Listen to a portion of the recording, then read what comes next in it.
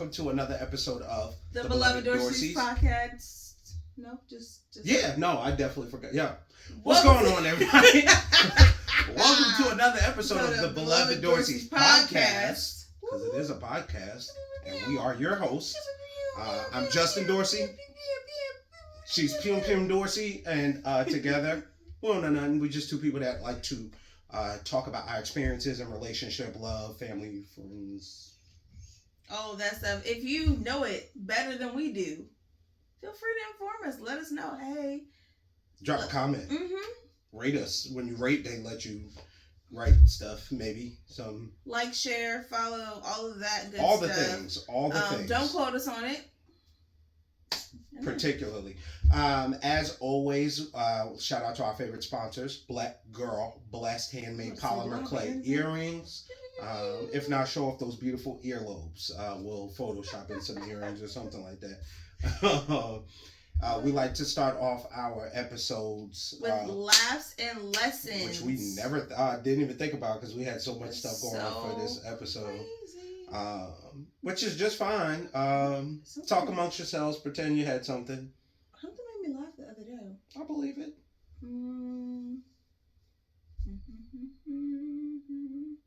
What have we done? We went and saw Little Mermaid. We went and saw Little Mermaid.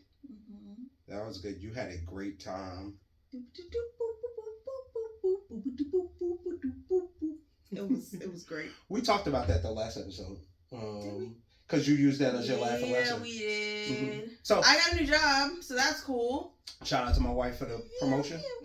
Yeah, because you got a new title. Mm-hmm. New title, new money. Big stuff. What else? Got to see my student get baptized, which is pretty emotional.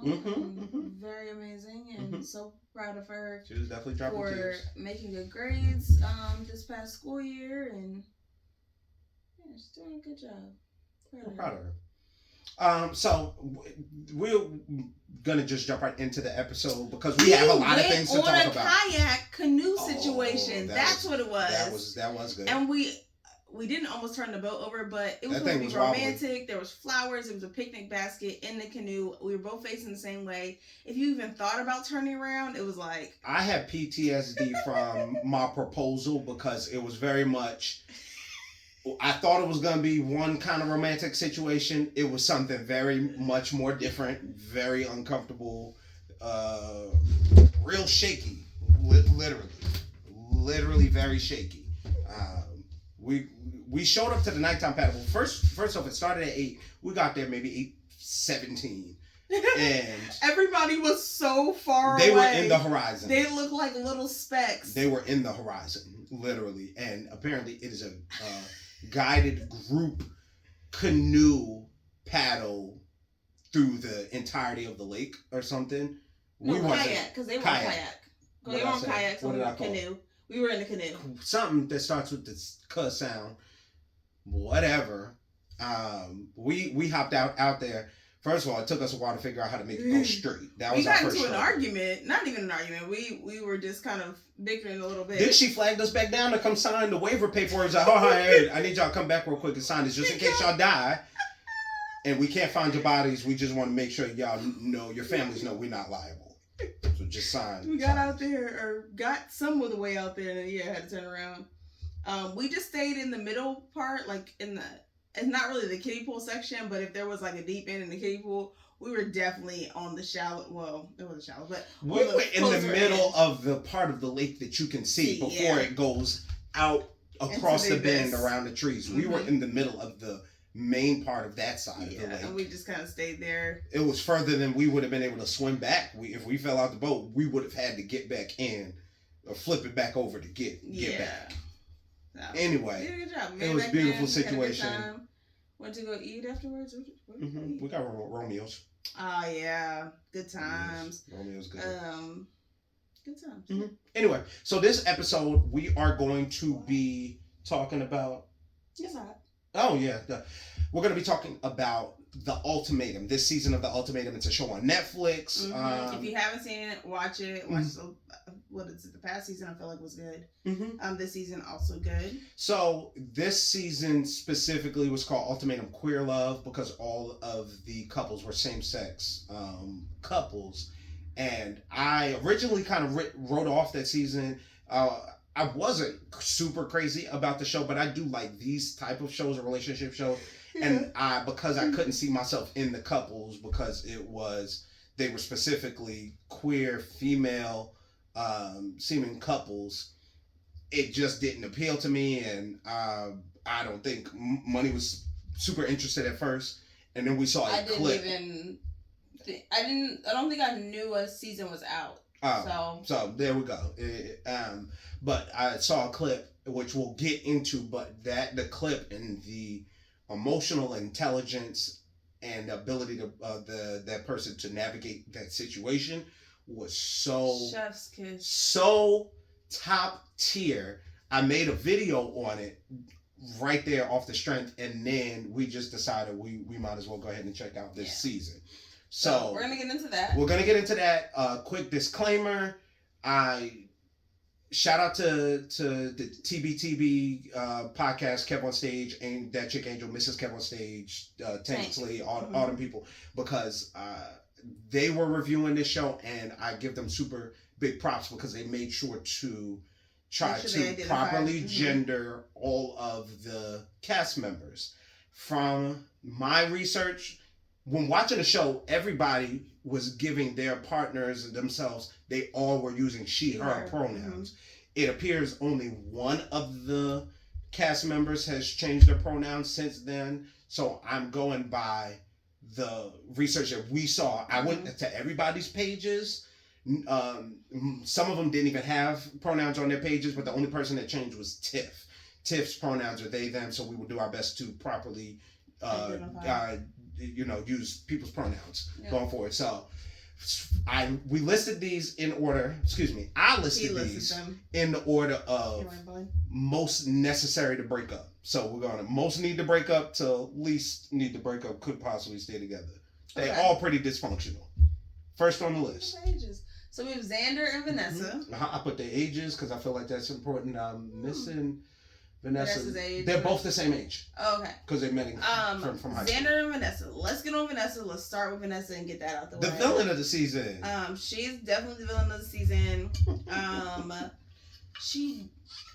I feel like it was almost like a nervous twitch or tick or whatever. The laughing, the boisterousness of it, the controlling of the conversation. And that is something that I've learned, like, when people are like, I gotta control the room, I gotta control the narrative, I gotta control the space, it is to make sure that people don't ask them the uncomfortable questions because they don't really know how to address those things. You talking about me? Is that what you am? Well, it's funny, she reminds me of myself in some of her mannerisms, how loud she is, how that can be very off-putting. I was like, dang, I see myself in this. I'm a much more real person, I guess is what you would say, which is the thing that everybody disliked about her. She seemed disingenuous, she seemed manipulative. I am not those things. Also, side note, if you have not watched it, let's pause here, watch it, come back. The name of this episode is going to be Ultimatum Review. You know what you signed up for in coming to check this out. Get out of here. Hit the play button. Awesome. So, she went on a date with Lexi, who we'll talk about later. And on this date, she pretty much admits, like, hey, I don't really see myself getting married to anybody. And I think Xander's asexual and that she, doesn't have any attraction to anybody else. I'm so great. If it's not me, it's no. Yeah. I'm beautiful. Look at me. No, haha. Literally, like, it was like, nah, it's me or nothing. Right. I'm beautiful. Look. But I don't know if I'm choosing Xander. I don't see myself settling down. I don't want stability. I want freedom and chaos. Literally all the things she said. And which made it kind of hard because she was also dating Lexi's ex. Right. And so it's like, you're not here for the right reasons. My ex is you're interested in my ex as well. And so you're not really invested in the actual process. Yeah. I don't know what you're doing. You're going to use her, hurt her, or whatever. Correct. And being protective of the people that you love. So that makes sense. But Vanessa was just, I mean, she would say stuff, and what did she had something at the table that set Yoli off. She was asking, first of all, she flirted with Mal, like, the first time you see her on camera. Yeah, she did. She was like, she did. Like, I'm we're excited gonna to talk get to later. date everybody, right, Mal, or something like that. Again, don't quote me on it because I'm it's slightly wrong. Something to that effect. She shot her shot off gate. Like, it's gonna be so hard, but also Mal.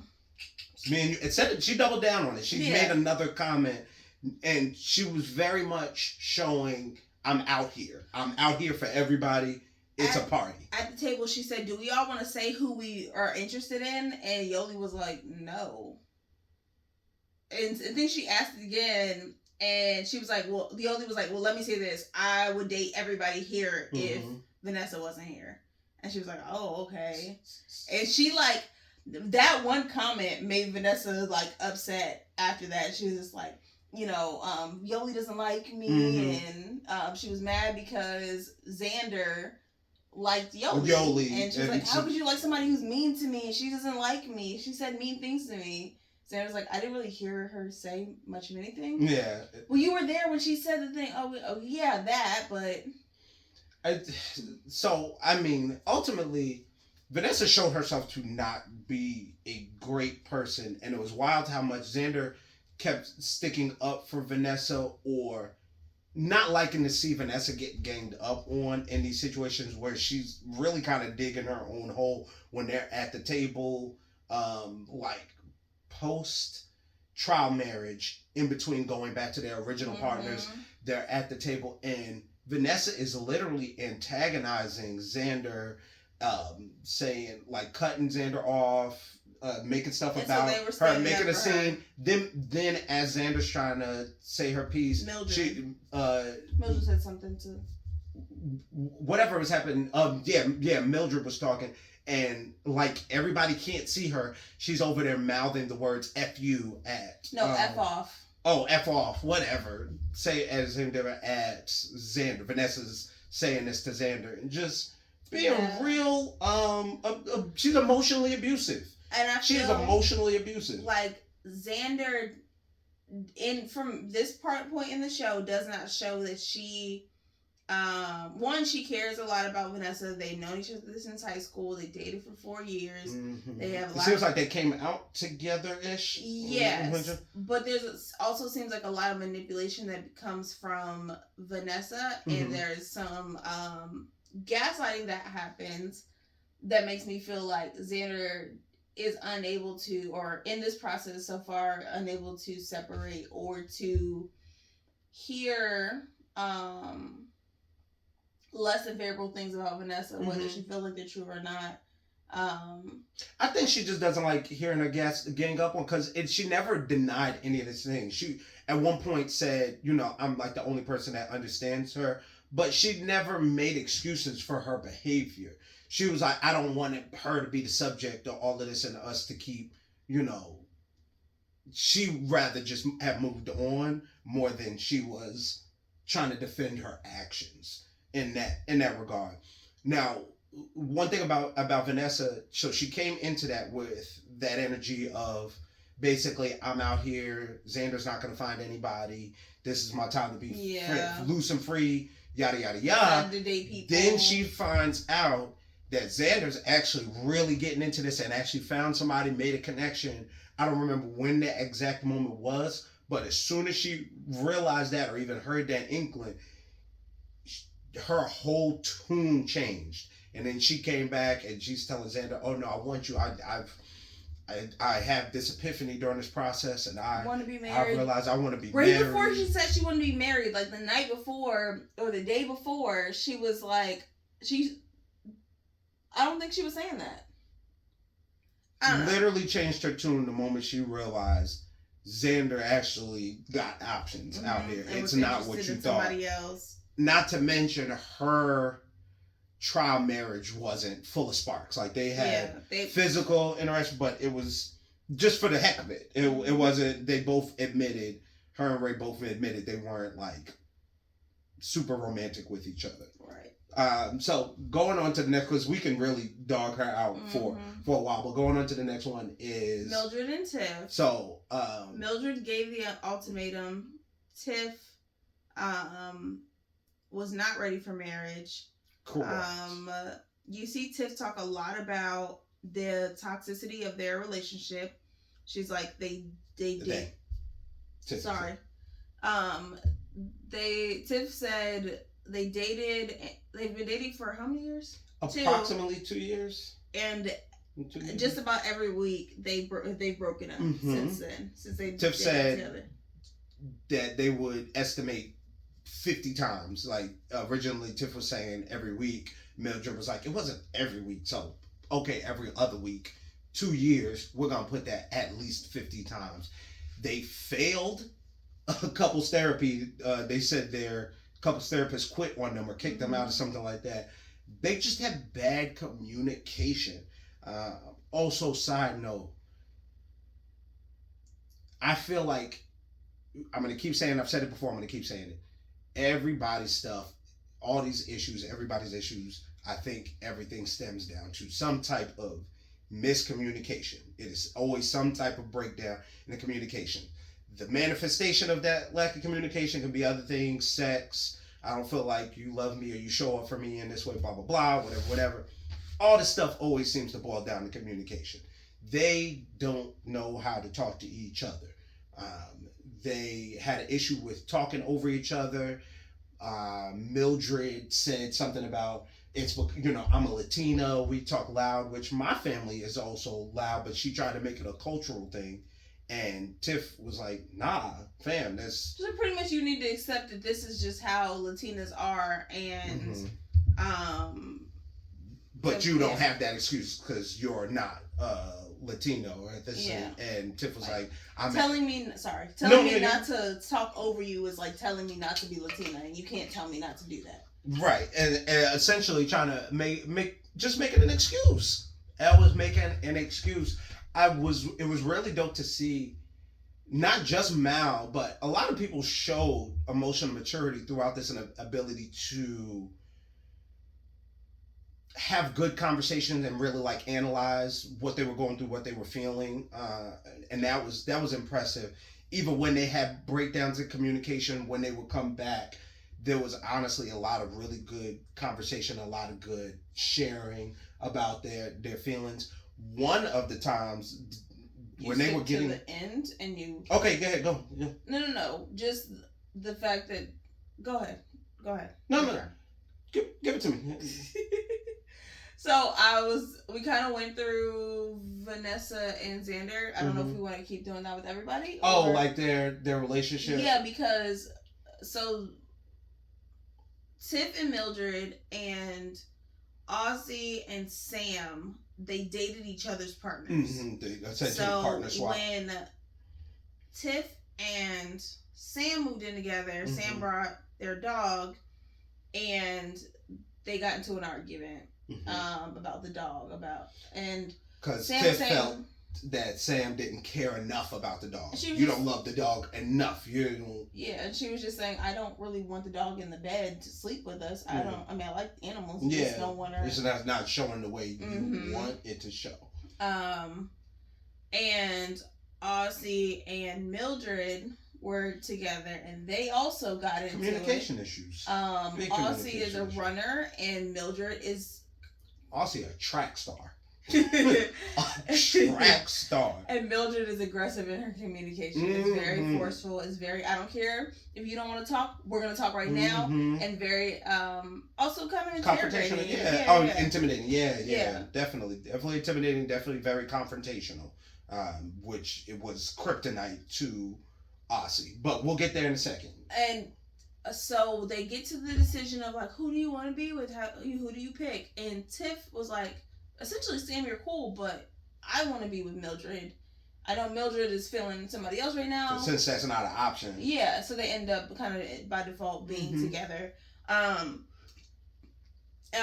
Eventually you see Tiff and Sam kind of start to work things out. They're at least cool, but Tiff is still very closed off. Tiff is still, I don't want to hold your hand, or like, we're not cuddling, we don't kiss, we don't do none of that. Mm-hmm. And I feel like Tiff was holding out for Mildred while also working on themselves. And Mildred went into it like, oh, I really like Aussie, this is going to be great, blah, blah, blah. And realized Mildred was ready to leave her relationship. Oh, yeah, without question. She was acknowledging that the Mildred Tiffany relationship was not working well.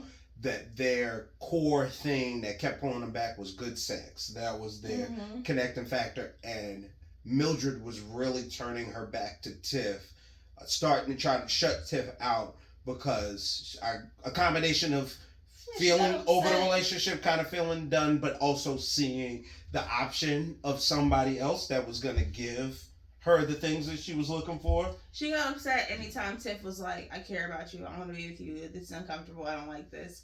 And so you can see that Mildred is like, I don't want to do this, I don't want to be with you right now. I would, you see her pulling away and being like, you're not going to give me what I need. When things didn't work out between Mildred and Aussie, you see Mildred crying because she doesn't want to be alone.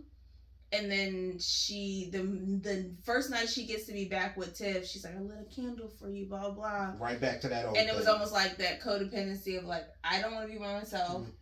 So even though I don't feel like you are the right person for me, I'm going to, for lack of a better word, settle in this space of this is comfortable for me. And now I'm at least not alone. I don't have to feel those feelings or sit with what's happened. One thing...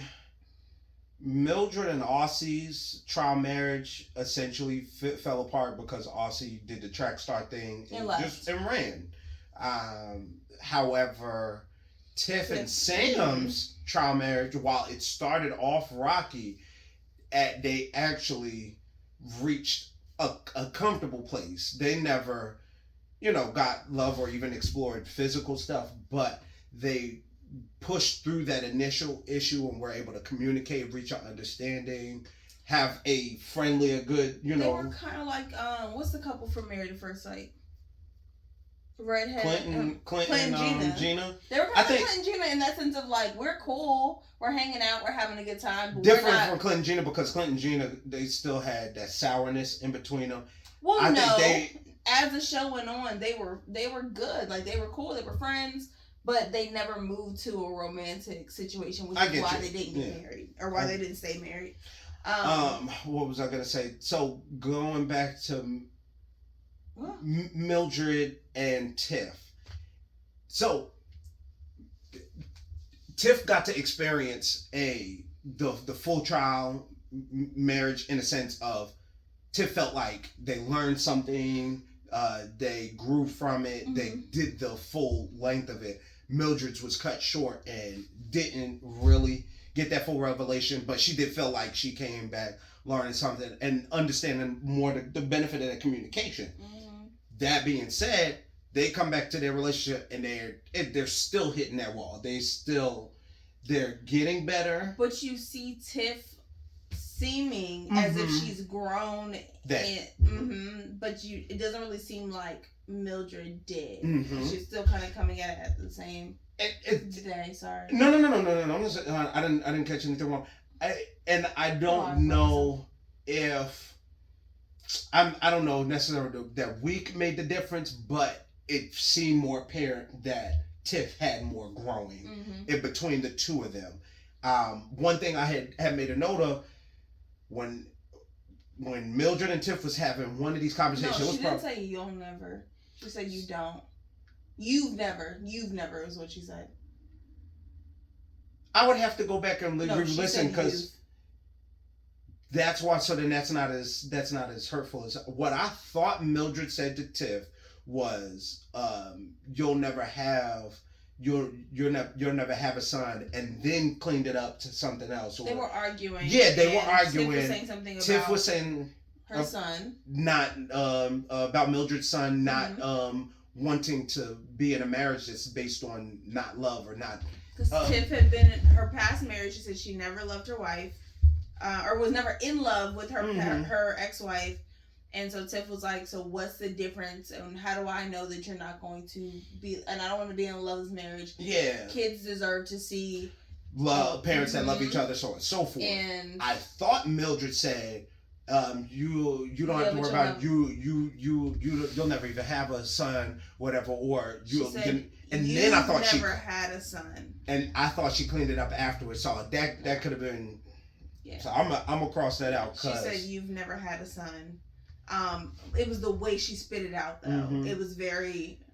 Like, you can't tell me you've never had a son. Right. And this mine is not true. It very drawing a line in the sand. Where Tiff is like, I'm moving into a space where it's like, we are together. And if we get married, that would be my son. Correct. So I want to make sure that he's getting the best support environment. And getting to see a marriage where two people are in love with each other, because Tiff never got to see that from their parents. Then you have Ozzy and Sam comes back after communicating with Tiff and kind of learning more and being able to be a little bolder and step out. Tiff is coming back into their relationship like, hey, Sam? Who are we talking about? Sorry, Sam is coming back into the relationship. Essentially like, hey, like, you're not going to overtalk me. I'm going to say my piece as opposed to just letting stuff slide. Right. And because Aussie is a runner, the entire time she ran. Also, Aussie's parents don't know that she's queer, lesbian, whatever, which is one big grown age of 42. That being said, I also realize I have never had to come out of the closet. I am not somebody who's lived that life, so I don't know it. But it does seem wild to be at this age and be in this long of a relationship and still having that struggle, and choose to go on TV. Yeah. That doesn't like make sense. Nobody. But it does make sense because Aussie is a track star, and that sounds like a nightmare situation. Have this confrontational conversation with my parents. I'd die. I would die first. What? So for Aussie needs big therapy. Big therapy. Also, side note, when people say someone needs therapy, it's not a bad thing. Yeah. It's not an insult. It means that I can identify that you have some trauma, and it would be helpful for you. That's like if you broke your arm. Like if they that's like if you broke your arm. It would not be a bad idea for somebody to be like, you need to go see a doctor. I need to go see a doctor. What do you mean? No, the bone is sticking out of your arm. Like, I'm looking at this bone sticking out of your arm. You need to go to the people that fix the bones and put them back inside your body. That's literally why everybody needs therapy. I don't care what y'all say. Everybody needs therapy. It's different people manage better without it or manage. It's impossible to go through that. I was one of those people that thought it was like, oh, I'm fine. I don't have depression or I'm not suicidal, whatever the case is. That's not a thing I need to work on. It doesn't matter. It's a spectrum of, where your mental health is and the things that you can work on and grow and learn, whatever. Aussie, it's clear as day. Just to function, Aussie had multiple breakdowns and multiple moments of what would seem to me as a normal conversation or a regular interaction that a couple is going to have that Aussie just could not deal. And I mean, every time it looked the same every single time. Mm-hmm. Aussie started twitching. The shutdown looked the same every time. No, and it just started twitching and charging up. The feet started burning. It was like a Sonic situation. Grabbed the bag, gone. When Aussie left Mildred, had the nerve to say, I'm not running away, while she was literally running through the apartment, grabbing her things as fast as possible, writing this real quick note, and bolted out. I'm not running. I'm taking care of my mental health. Which, taking care of your mental health, great, but not coming back to have the conversation, not great. Yeah, no,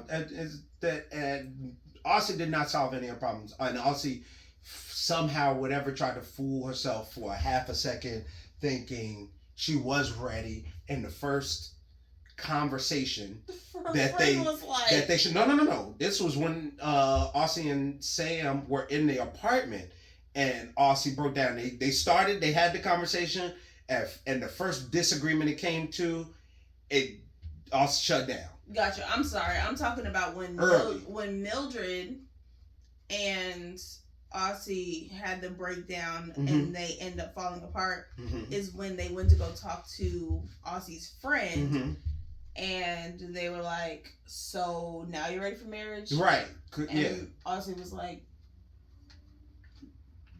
I don't know. And the crazy thing, Mildred really took Aussie at her word at first because she was like, Aussie went from I'm not ready for marriage, and then three days later, she's definitely ready for marriage, and we've grown so much and was so excited and got her face played real quick because Aussie was fooling herself into thinking that she was ready, which is why honestly they could have been higher up on the list because that she's not in the space. That is probably what I consider one of the most important thing that you're going to need to be able to do to have a healthy relationship. Honestly, with anybody, sexual or romantic or not, you need to be able to have conversations when you have a disagreement and be able to talk to that person. And literally every time, Aussie shuts down to the point where eventually one time she had a full breakdown because she just could not deal with those. And immediately was like, it reminds me of my childhood. She reverted back to a child. And that's why I was saying big therapy in the means of it's inhibiting so much of her life of something she's trying to do, but she cannot even cope. And that's why I'm saying it's so visible. Some people at least you think you don't need it because you get by, because you function. Like you have that broken leg, but you've learned to make that limp look good. That limp did not look good. She was falling down the steps. Yeah. And so. Then we have Lexi and Ray. First of all, Lexi came out titties like first. Just with the So Lexi was the one that issued to Ray. So first of all, Lexi is 24. Ray's 26, and I had that in my mind when we first started watching it because I think in one of the clips they mentioned Lexi's age. But Lexi was super mature, predominantly throughout most of the interactions we've seen. Lexi did not look like what we assume 24 years old looks like, especially navigating very complex relational issues, interpersonal skills. The girl did very, very well. But she proposed, she was getting the ultimatum to Ray. They had been together for 3 years. And essentially her issue was she didn't feel like Ray was choosing her. She was sure about Ray and Ray was not sure. Right. The long and short of it. So we kind of went over a little bit of Vanessa and Lexi dating. We also mentioned that Ray and Vanessa dated. And then Lexi also dated Mal. I feel like their relationship was very mature. We got to see a lot of Lexi's maturity in that. I think their experience was curtailed or whatever, or inhibited a bit from Lexi finding out that her girlfriend partner Ray did the sex with Vanessa, or they had sexual interactions or whatever. I don't think Ray should have texted her and told her that. But also, one thing, and we didn't talk about it before, Ray, the difference is Ray apparently promised to Lex when they started this that she was not ever going to do anything sexual with the other person of her own volition, and then proceeded to break that promise. So that makes her big wrong in that, but it put a damper and kind of interfered with Lex and Mal, because then that was all on her mind, and so it kind of cut off how deep they might have ended up getting, but I don't think Lexi or Mal was ever going to. They didn't come into it with the intention of really finding a new partner. Yeah, Mao was very much like, I want Yoli, but this is nice. Like, I'm willing to go through this process. I care about you. And Lexi was like, I can see myself with you. Lexi was more in it a little bit and more open.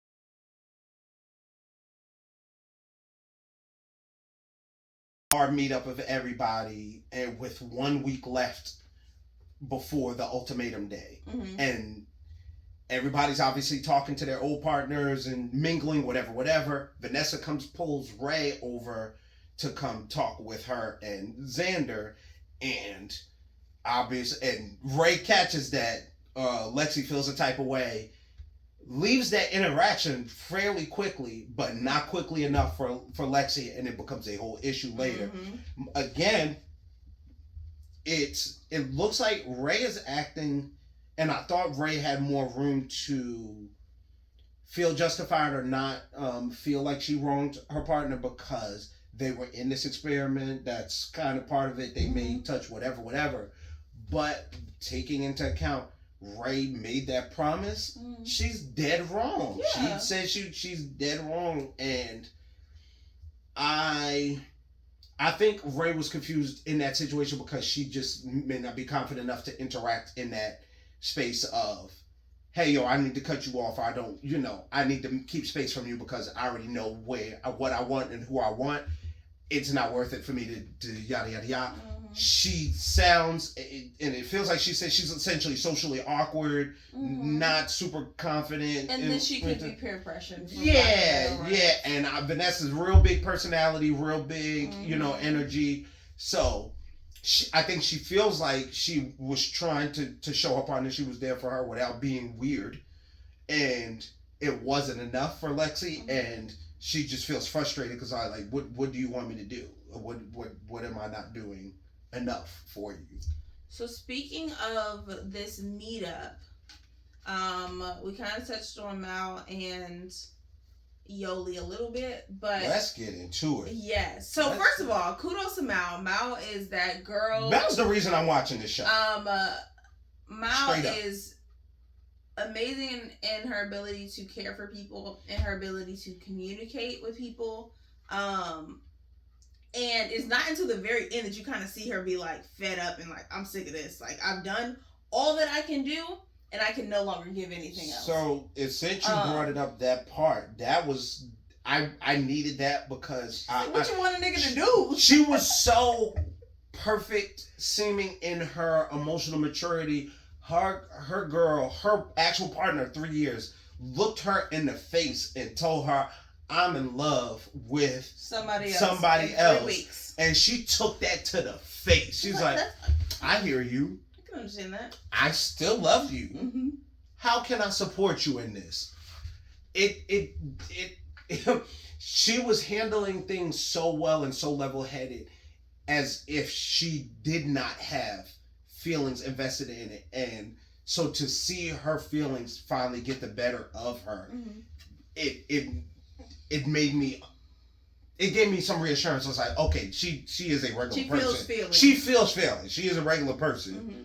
She's just really operating at a high level with the emotional maturity.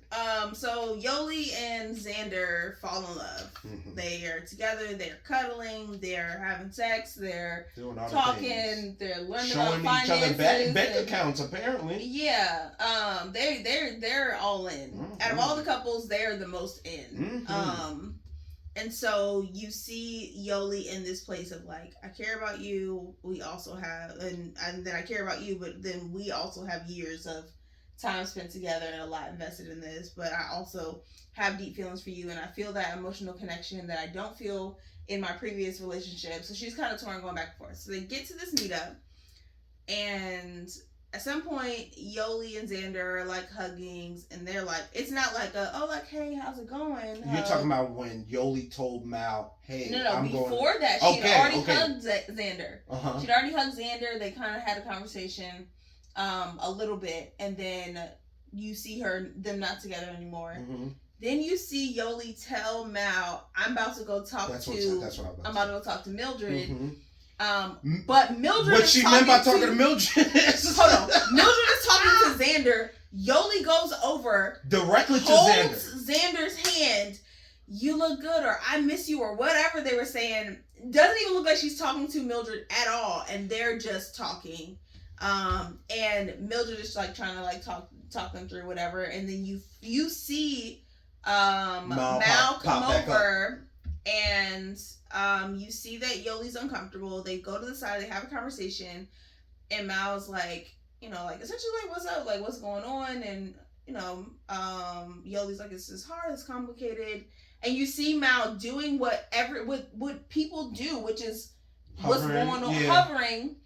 But she's also asking, like, is it okay? Can I be a part of this conversation? Or so the words were, Yoli said, I actually would like to actually go back and we didn't get to finish having this conversation. I was really invested in what they're saying. And Mal says, well, is this a conversation that I can be in? And Yoli's like, basically, I would prefer you not to. Mm-hmm. So I can be open and say the words and things. And she's very hesitant in it, but she's okay. That's just cool. Yeah, and I don't know if it's like I'm trying not to push you away, so I'm cool with this or what. But again, if you see your partner being all close with their ex, essentially, mm-hmm. that they're still in love with, mm-hmm. like actively. You will be over there like, so what y'all got going on over here? What are we talking about? What are we talking about? What are we talking about? And then she goes over to Xander again. And this time she's like, can anybody see us? Does anybody see? Am I out of the line of sight of you know who? And Xander's playing footsie, literally playing footsie. Xander's like, yo, so let's do this. Like, let's get married. Let's be together. And Yoli's like, yes. Wait, no. But yes, but no. But no. I don't know. Big twisted, big confused. Right. So, and here's the thing. I originally came into this on Mal. It's mind-boggling to me. I don't know how to do that. That doesn't even make sense to me to be able to operate that cleanly in the relationship with the person I love when they are expressing feelings for somebody else. Everything, and these are things I'm working on in therapy and trying to get to the root of and unlearn, whatever. But as I stand right now, I can talk through just about anything with my wife and go through stuff. But that's because we are here. Her intentions, our intentions are here with each other. Mm-hmm. If she's over here talking about, I just have to leave. I can't. It doesn't even make sense to my mom. I was like, how are you still here saying, I want to marry you? I done called your parents. Yeah. Ask them for your hand in That's marriage. my only time. Like, oh, yo, I'm just out. You over there. I just gotta dip out. I'm gonna cry in the car, but I'm out. But you said you were raised like that. Yeah. No, it's in me deep. It's in me bad, and it comes out. It comes out in small situations when we do stuff, or that is my turn away. Oh, you don't want me here. You don't want me in this. I'm out. I will remove my entirety out of this. So you ain't got to worry about telling me to just. I fade away like Homer Simpson. It's strong, and I'm trying to work to the point where my wife will say something to me, and as she's saying it, she say, "But you don't leave. Stay here. Just stop doing the thing that you." Okay.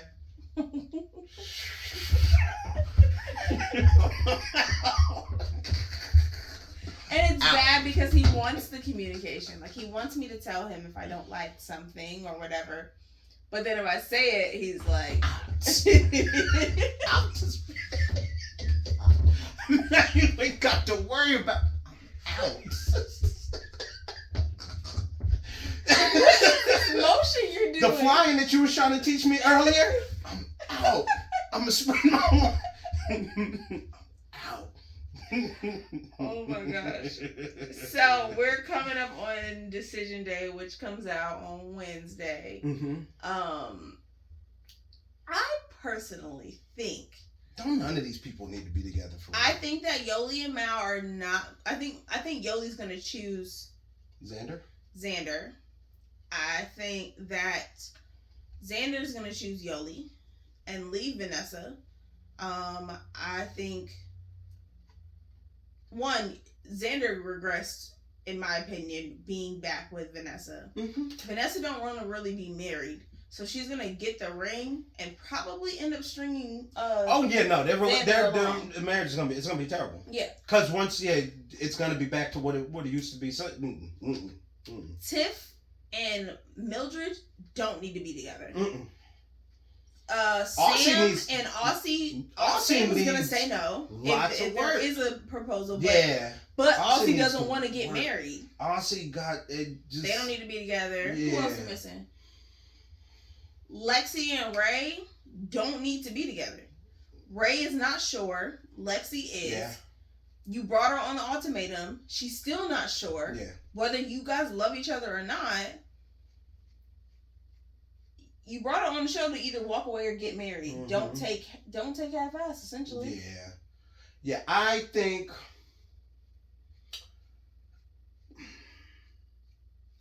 think Yoli said yes. I don't think they should be together because if I was Mal, I'd have faded away a long time ago.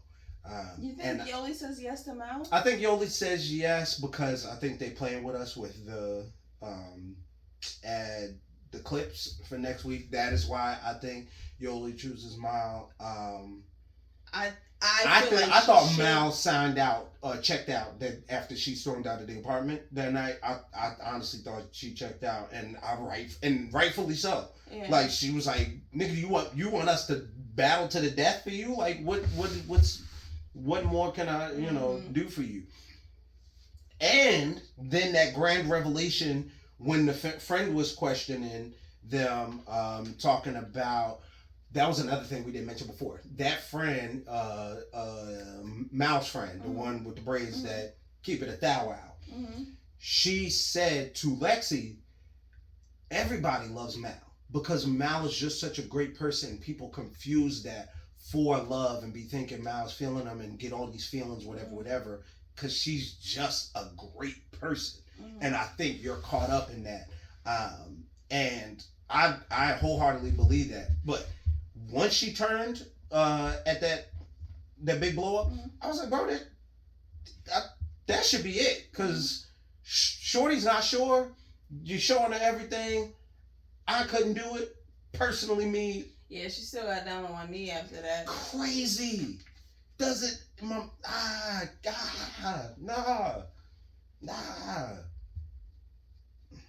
That's love, but I also don't know if that's good to. Well, so the base of the show is propose to somebody else, you or leave nothing single at all. or propose or engage. Yeah, and to somebody. And so I get it because you may not be ready to just give up on it yet, but it went from Mal not giving a hell yeah to Yoli not giving a hell yeah, and they both deserve a hell yeah. Yeah. So, anyways, that was that. If you watched it, cool. You get what we're saying. If you haven't watched it and you're just listening and you don't plan to watch it, cool. If you haven't watched it and now you plan to watch it, awesome. Comment, let us know. Who do you identify most with before we wrap this up? In the show? Mm-hmm. Anybody? You see yourself in anybody? You, I know we said we want our child to be like Mom, Mal. That is the emotional maturity that we are to give people the space to be human was very beautiful. Mm-hmm. And to have feelings and to not fault people for those feelings was, again, very beautiful. Her ability to be able to do that.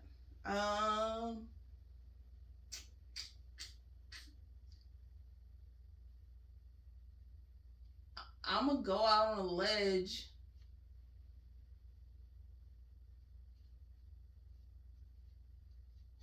I don't know. You don't have to have seen yourself with anybody. That's fine. I seen parts of my personality in Vanessa. We are not the same person by any means, but I definitely. I would go somewhere between Lexi and Mal. Okay. Somewhere in there. I'd like to think that I give people the space to be themselves. Okay. I also feel like I do try to carry that maturity, but sometimes it be falling short. We can't all be perfect. Yeah, so I feel like, but then I also feel Ray's like anxious energy of like, why? Wait, don't back me into a corner because I just don't know what you want from me. It's fair. So, yeah. Okay. I didn't want the majority of the episode we just talking about other people. We didn't reflect this back on us much. So yeah. But next week we'll talk about the finale episode and our thoughts, feelings, questions, concerns, catch y'all up. As always, check out our number one sponsor, Black Girl Blessed Polymer Handmade Earrings. Paint boxes too. Don't forget those. Paint boxes. Paint the parties. Girl does a lot. Wears a lot of hats. Check them out at black.girl.blessed on Instagram or blackgirlblessed.com. Of course, follow our page as always, The Beloved Dorseys on everything. If you go to the Instagram, Apple, we got Spotify, our YouTube thing and the link tree, whatever's. Like, subscribe, share it, do something, put some letters in the chat, something. Let us know y'all are out there. Yeah, I think that's it. We out.